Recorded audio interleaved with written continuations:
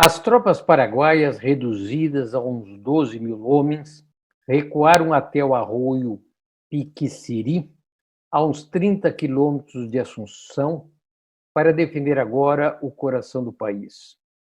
Foram construídas trincheiras menos ambiciosas do que tradicionalmente, já que faltavam agora braços para os trabalhos extremamente pesados. Alguns canhões chegaram desde a fundição de Bicuí, que seguia trabalhando no esforço de guerra. Mas era já enorme a usura das anacrônicas armas paraguaias. Através do país, se arrebanhou, se procurou reunir magros e doentes cavalos e animais de tração. As tropas chegadas do sul do Mato Grosso fortaleceram um exército formado por um núcleo pequeno de veteranos, já feridos, muitos deles diversas vezes e algumas vezes gravemente, formado sobretudo por jovens, quase crianças, e adultos quase idosos. Sem canhões e a decisão do soldado paraguaio faziam, entretanto, que ainda se temesse as trincheiras de Piquiciri. Junto ao rio Paraguai, o fortim de Angostura, com os mais poderosos canhões, era comandado pelo jovem tenente-coronel inglês George Thompson, responsável por boa parte do traçado das obras paraguaias de defesa. Na ilustração, nós vemos um desenho sobre as fortificações de Angostura. 50.000 aliancistas, sobretudo imperiais, marcharam ao longo do rio Paraguai, deparando-se com os corpos de inimigos deixados insepultos para não atrasar a retirada apressada do exército paraguaio. Em inícios de outubro, já diante das defesas de Piquiciri, um ataque exploratório imperial resultou em grandes perdas para o exército aliancista. Aqui nós vimos nesse mapa esse avanço, por onde avançou até o arroio Piquiciri, onde era a fronteira onde se encontravam as defesas paraguaias. Devido à dificuldade, às perdas nesse ataque exploratório, o exército aliancista optou por contornar o campamento paraguaio e atacá-lo assim desde o norte e o sul. Uma longa estrada de uns 11 quilômetros foi construída através do Chaco, na outra margem do rio, com troncos de madeira, pontilhões, pontes flutuantes, através de pântanos, arroios, chacos, com redutos e linhas telegráficas. Nós vimos nessa ilustração esses soldados passando por essa estrada, é uma pintura da época, por essa estrada no Chaco. Até hoje a historiografia discute se essa foi uma ideia de Caxias ou foi uma ideia sugerida pela família Lopes em contato com os aliancistas. Como nós vimos, a família Lopes já se encontrava traindo a resistência contra os invasores. Em 20 de novembro de 1868, as tropas aliancistas começaram a atravessar de volta para a margem direita, para a margem direita do rio, indo para a margem direita do rio, para percorrer a periclitante estrada através do Chaco. Essa marcha foi sob chuvas torrenciais e, logo a seguir, retornaram à margem esquerda, já por detrás das tropas paraguaias. Portanto, nesse momento, as tropas paraguaias se encontravam cercadas pelo sul e pelo norte. O desembarque, né, a travessia do rio, a margem do Chaco, de volta para a margem esquerda, foi protegido por batalhões aliancistas, sobretudo imperiais, transportado pela Marinha do Império do Brasil. Em 6 de dezembro, as tropas imperiais que avançavam contra as defesas de Piquiciri, as trincheiras de Piquiciri, foram defrontadas no arroio Itororó, um arroio estreito, mas de margens íngremes e abarrancadas, o que permitia seu cruzamento apenas pela sua única ponte. Nós podemos ver aqui, né, onde se encontrava essa ponte, né, essa ponte sobre o rio Itororó. Na realidade, essa ponte foi objeto de uma batalha terrível. Ali se defrontaram uns 5.000 cavaleiros infantes com 12 canhões, sob o comando do general Cavageiro, certamente o melhor general com que contavam os paraguaios. Os imperiais avançaram, sofrendo duras perdas, sob o comando de Caxias, perdas superiores aos paraguaios, que se retiraram em norte. Poucos dias depois, né, em 11 de dezembro, né, em 11 de dezembro, Solano Lopes ordenou que Cavageiro fizesse novamente frente às tropas inimigas. Né. Entretanto, agora a batalha se daria em um enorme descampado, cortado pelo arroio Havaí, como nós vemos aqui no mapa. E esse arroio era um arroio raso, possível de ser cruzado em qualquer ponto do seu curso. A ordem era um verdadeiro desatino. Os paraguaios, com poucos canhões, fuzis de escasso alcance, uma frágil cavalaria em menor número, foram obrigados a livrar uma batalha em campo aberto, sem gozar com qualquer vantagem defensiva, como haviam contado na ponte do Itororó, que eles se defenderam, se entrincheiraram na ponte. Cavageiro perdeu praticamente toda a sua tropa e se salvou atirando as esporas de prata e o rico poncho aos cavaleiros que lhe perseguiam. Não foi uma batalha, foi um massacre. Né? Após esse massacre, prisioneiros foram executados e centenas de mulheres paraguaias violentadas que acompanhavam as tropas. É nesse combate que Osório é ferido gravemente no queixo, tendo que se retirar da batalha do Paraguai. Ele volta apenas muito mais tarde com o Conde D. Aqui nós temos uma pintura famosa, né? A Batalha de Havaí, né? Gloriosa, né? Procurando glorificar as forças do exército, né? Caxias, né? Mas, na realidade, isso aí é uma grande construção, né? Romântica. Entretanto, a realidade é que praticamente um terço das tropas paraguaias foram perdidas em 2 confrontos absolutamente inúteis. E esse um terço fez uma falta enorme quando da grande batalha que se seguiria, a Batalha de Lomas Valentina. Em 21 de dezembro, em 2 colunas, 25.000 imperiais atacaram por 2 vezes as defesas paraguaias, bombardeadas desde posições mais elevadas, onde haviam sido colocados os canhões aliancistas, sobretudo imperiais.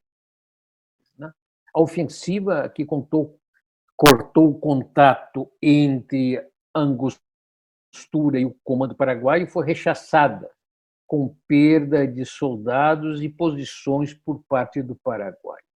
Caxias, baixando a crista, mandou trazer reservas de Humaitá e pediu aos argentinos, né, que se juntassem ao combate né, argentinos que ele pretenderia deixar fora da vitória final. Nessa pintura também da época, quase da época, nós vemos as tropas argentinas se dirigindo para a Batalha de Lomas Valentinas. No dia 21, no começo do conflito, o Alto Comando Paraguai ordenou o fuzilamento de traidores das classes dominantes, né? Entre eles o bispo Palácio. Na manhã do dia 23, o jovem general estadunidense McMahon, um veterano da Guerra da Secessão, um grande amigo do Paraguai, retirou-se do campo de batalha, levando a companheira de Solano Lopes e os filhos, seus filhos. Solano Lopes, naquele momento, redigira já seu testamento, certo que morreria ali. Aqui nós estamos vendo uma foto do Bispo Palácio e o local onde se acredita que foram feitos esses fuzilamentos. Portanto, Solano Lopes, né, se preparava para a guerra, sabendo que não havia outra saída nesse confronto. No dia seguinte, 24, Caxias ofereceu rendição incondicional e Lopes propôs se render, mas com negociações, que não foi aceito. No dia 27, né, depois de pequenos combates, né, uma arrancada final, todas as tropas argentinas, imperiais, né, os aliancistas superaram o arroio Piquecirim e começaram a atacar as defesas de Lomas Valentina, onde se encontrava o quartel-general Paraguai. É interessante que Solano Lopes teria comandado a reação, né, na frente, na vanguarda, a um batalhão inimigo que se aproximava do quartel-general paraguaio, procurando a morte em combate. Entretanto, a chegada de uma pequena tropa de Assunción permitiu que se frustrasse aquela ofensiva, né? E se abriu a possibilidade que o mariscal e seus mais próximos oficiais e soldados escapassem em direção ao acampamento de Cerro Corá. Então, aí se perdeu a esperança de acabar com a guerra naquele momento, porque teria que ser com a prisão ou, sobretudo, com a morte de Solano Lopes. Caxias seria acusado, sem nenhuma razão, sem nenhuma documentação, sem absolutamente nada, de ter permitido a fuga de Solano Lopes. Em 30 de dezembro, né, depois dessa hecatombe, depois do fim do exército, né, o fim do exército paraguaio, né, apenas no dia 30 de dezembro, o coronel Jorge Thompson rendeu-se em Angostura, após comprovar, ele exigiu poder comprovar a dissolução do exército paraguaio. Aqui nós temos a foto, é a única foto, segundo parece, de Thompson, né, que é um jovem engenheiro militar, se formou no Paraguai, mesmo, né, havia feito alguns estudos na Inglaterra, e praticamente ele desenhou grande parte das defesas, das trincheiras do Paraguai, e escreveu o livro, talvez o livro mais célebre sobre a Guerra do Paraguai, a Guerra do Paraguai, escrita quando a guerra ainda não terminara, em 69, publicado em Buenos Aires. No mesmo dia, né, Lopes, já em Cerro León, onde era um quartel, uma região de treinamento dos soldados paraguaios, o mariscal convocou a população para seguir na guerra. Nesse manifesto, ele dizia que a vitória estaria a um passo, né? Precisaria só uma arrancada final. Ele mandou imediatamente recolher em Lomas Valentinas centenas de fuzis, uma boa parte ainda fuzis excelentes das forças aliancistas, deixadas no campo de batalha pelos vencedores. E ele partiu, né, com a sua pequena tropa, que ele arrebanhava, para o pé da cordilheira, para organizar um último e fantasmagórico exército. Cordilheira não tem nada a ver com a Cordilheira de los Andes. A cordilheira é uns cerrinhos, né, uns cerrinhos que no Paraguai chamam de cordilheira, né? O Marquês de Caxias, depois daquela vitória aplastadora, que nós temos uma foto dele, né? Ele era um homem velho, mas é uma foto um pouco depois da guerra, né? O Marquês de Caxias considerou a guerra concluída, já que ele alcançara a destruição das tropas paraguaias e sabia a impossibilidade material de se reconstruir um verdadeiro exército. Em Lomas Valentina se perdera armas, se perdera canhões, se perdera, né, o coração do exército paraguaio. Na verdade, sobretudo a historiografia nacional patriótica brasileira, muitas vezes escrita, né, por oficiais do exército, né, não gosta de falar nisso, mas havia muito que Caxias se enfarara com a guerra. Ele queria voltar para o Rio de Janeiro e sabia que bastava para pôr fim à guerra algumas negociações com Solano Lopes. Ele escrevia, nós temos as cartas que ele escreve para a esposa dizendo que ele quer voltar, que ele não aguenta mais aquilo, que não tem mais sentido, né? Mas, porém, as negociações eram peremptoriamente proibidas, sobretudo pelo imperador e pelo Estado imperial. O imperador exigia, Dom Pedro II exigia que Solano Lopes fosse preso ou, sobretudo, preferencialmente morto. Era um desfecho necessário para a reconstrução do Paraguai como um Estado cliente dos vencedores, sobretudo do Império do Brasil. Não podiam deixar aquele líder nacional que se construíra como um líder nacional na guerra vivo. Em 19 de janeiro de 1869, né, isso que também a historiografia nacional patriótica não aceita, muitas vezes contorna, né? A Caxias desobedeceu literalmente ordens diretas do imperador e do ministro da guerra e partiu para Montevidéu. E depois, né, depois de Montevidéu, partiu para a corte, onde o imperador fez cara feia, todas aquelas coisas, mas não podia fazer nada, né? Ele era o vencedor de Lomas Valentina, né? Aproveitando a cefalia do alto comando imperial, Solano Lopes dedicou-se a construir um quarto exército, o seu último exército, agora um exército mulambento, até difícil chamar de exército, semi-armado, né? Cheio de crianças, cheio de velhos, cheio de estropiados, né? Com o qual ele enfrentaria a chamada Campanha da Cordilheira, que se encerraria tragicamente em Cerro Coral, 1 ano e 2 meses após a derrota em Lomas Valentina, com a morte de Solano Lopes e a literal destruição do Exército Paraguai. O Exército Paraguai não se rendeu. Ele foi, literalmente, de certa forma, destruído até o último homem, né? Para substituir Caxias, né, a primeira espada do Império, né, Caxias não era um grande estratega, não era um general, não era um Napoleão, mas era um general competente, né? Competente, fazia as coisas bem, uma larga experiência, né? Sobretudo combatendo, né, os liberais, né, no Brasil, né, nas províncias liberais do Brasil.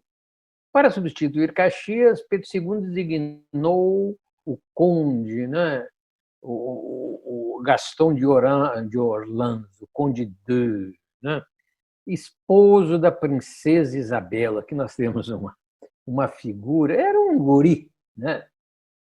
Era um guri pretensioso, sem energia, sem decisão e sem experiência real. Foram preteridos uma grande quantidade de generais do exército imperial para dar lugar para um guri que nunca tinha feito guerra, na verdade. O Conde D terminaria o conflito literalmente choroso e deprimido, né? Sendo tratado pelo médico, da depressão que ele caiu no meio do combate, né? Pedindo ao imperial sogro permissão para voltar para o Rio de Janeiro. Ele queria voltar à frente de um desfile triunfal, né? Como um César, um general romano voltando da Gália. E isso enquanto Solano Lopes perambulava ainda livre no norte do Paraguai.